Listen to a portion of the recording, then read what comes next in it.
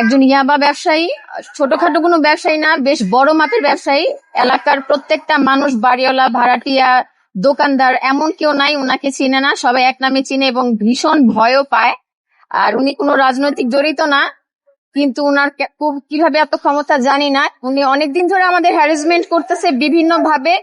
আমাদের প্রতিবেশী, এখন আমরা দুঃসম্পর্কের একটু আত্মীয় দেখে আমরাও ভয়ে অনেক সময় অনেক কিছু বলি না। আত্মীয় স্বজনরা অনেকে বলে ওদের সাথে পারবা না, থাক কিছু বইলো না, ওরা ওদের মতো চলুক, কিছু বলি নাই। কিন্তু আমাদের বাড়িতে, আমাদের ছাদে, আমাদের বিভিন্ন ফ্লোরে এসে এসে বিভিন্ন ছেলেদের নিয়ে, ইভেন অনেক সময় অনেক মেয়েদেরকে নিয়েও তারা ইয়াবা কেনা বেচা করে। এমনও হয় যে আমার গেটের সামনে ওপেনলি ওরা সেল করতেছে। আমি আমার গেটের সামনে গিয়ে যদি বলি ভাইয়া সাইড দেন, আমার গেটের সামনে আমি ঢুকতে পারি না। ওরা ওপেনলি এত সরাসরি এই বিজনেস গুলো করতেছে।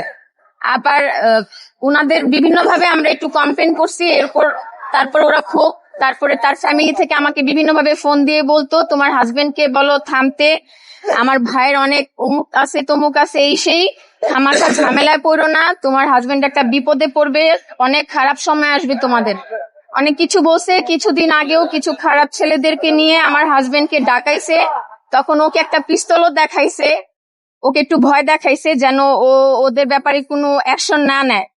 তো কালকে হঠাৎ আমার হাজবেন্ডকে ফোন দেয়, ফোন দিয়ে আমার বাসার নিচে ডাকে।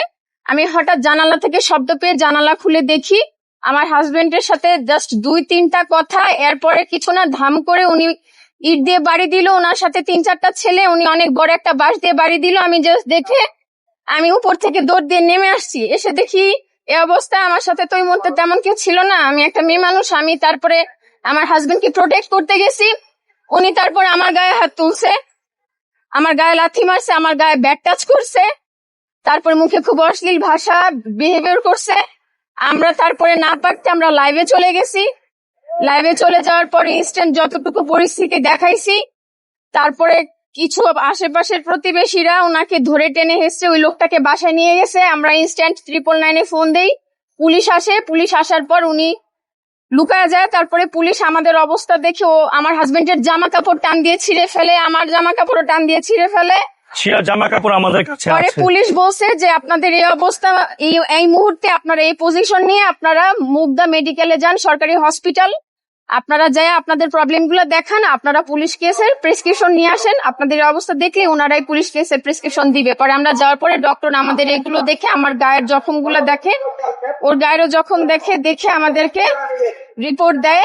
পরে আমরা রাতে আর থানায় যাইনি, সকালবেলায় আমরা আবার বাসা আসার পর ওরা যখন শুনছে আমরা থানায় গেছি, সারাটা রাত আমাদের বারান্দা দিয়ে, জানালা দিয়ে, নিচ থেকে বিভিন্ন ভাবে থ্রেট দিতেছে, জোরে জোরে বলতেছে আমাকে বিধবা করবে খুব রিসেন্ট, আমার হাজবেন্ডকে ছুরি আঘাত করবে, আমার ছোট 2টা বেবি আছে, আমার বাচ্চাদের অপহরণ করবে।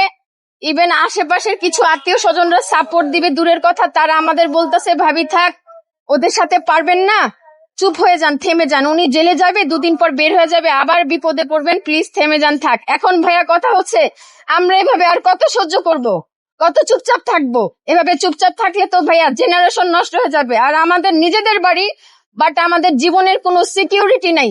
আজকে আমার হাজবেন্ডের যদি আজকে উনি বাঁশ দিয়ে মারছে, আল্লাহ না করুক উনি যদি আমার হাজবেন্ডকে ওপেনলি মেরে ফেলে কোনোভাবে, তখন আমাকে আপনারা হয়তো সান্ত্বনা দিবেন, তখন আমার তো ভাই ওই বিচার আমি পাবো না। সো আমাকে এখনই অ্যাকশন নিতে হবে।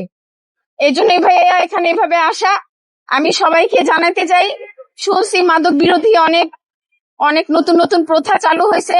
এখন আমি আমার হাজবেন্ডের জীবনের সিকিউরিটি চাই, আমারও সিকিউরিটি চাই। উনি একটা মেয়ে মানুষ, আমাকে যেহেতু উনি আমার গায়ে টাচ করে ফেলছে, এই লোকের দ্বারা অনেক কিছু পসিবল। আবার আমাদের বিভিন্ন ভাবে থ্রেট দিচ্ছে ভাইয়া, মানুষদের দিয়ে বলাচ্ছে আমরা জানি কিছু না করি, কোনো স্টেপ না নেই, তাহলে আমাদের ফোনে অনেক খারাপ সময় আসবে, আমাদের অনেক ভয় দেখাইছে। স্টিল এখনো আসার সময় আমাদের রাস্তায় কিছু মানুষদের দিয়ে বলাইছে আমরা জানি কিছু না করি, এটা জানি থেমে যাই।